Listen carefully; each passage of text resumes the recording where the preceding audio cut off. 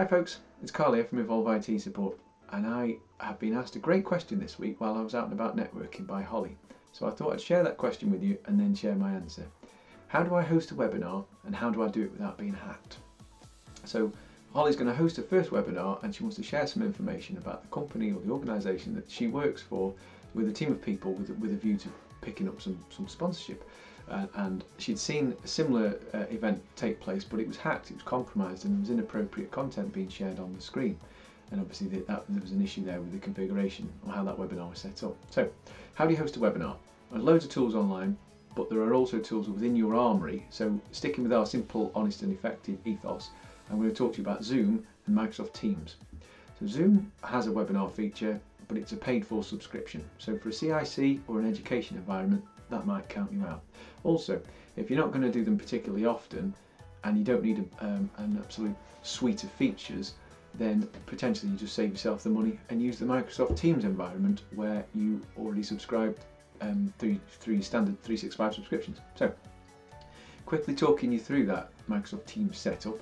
Within the desktop application, so I'm here on my Windows 11 computer and I'm using the Microsoft Teams app rather than the website or through your iPhone. These features don't show up. We can navigate to the calendar section and then over to the new event button. There's a little drop down arrow, and when you click the drop down arrow you get some different options. Now normally you'd go for event, but in this scenario we're going to go for webinar. And within the webinar page it gives you some features that are not normally within an event. So for example, it requires registration so that you know who's attending your webinar and you can contact them after with follow-up emails or calls. Also gives you the opportunity to reject people and not allow them in if you're not sure who they are or where they've come from. Equally, you don't want people being able to take over the audio or share their screens. So this is where webinars versus meetings are slightly different. Webinars, you can mute all the cameras, mute all the audio and turn off the cameras by default, and it doesn't allow the participants to share the screens. Presenters, co-presenters can share screens, and there are different roles that are defined as we go through the webinar setup. So I'm just going to quickly talk you through this webinar setup screen. It's quite self-explanatory, and now you know where it is, I'm fairly sure you'll work it out yourself. But if you do have any further questions or you'd like some support setting up a webinar, then obviously I'm here to help. I'm just going to quickly whiz through. So we've created this new webinar, quite standard. Like most meetings, you give it a title and then you pick a time and a date when it's going to happen. You put a description in, what the webinar's about, you know, what you aim to achieve, and then as you scroll further down you can add in people like co-organisers. So you might have a PA or you might have a sales team working on something together. Equally, you might have presenters that are either from within or outside your organisation. Particularly if you're hosting a longer event, you can host an all-day event, and you might have a different speaker every 30 minutes or every hour.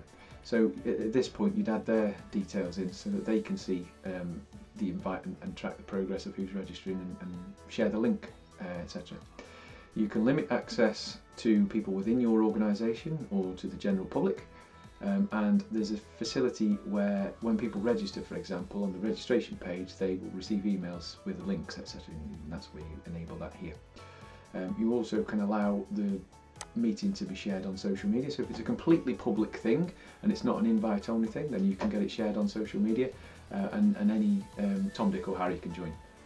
So moving further down, this is where you need to just think about what settings you want people to be able to use. So if you're hosting this publicly, I would suggest that you turn off mic and camera for attendees.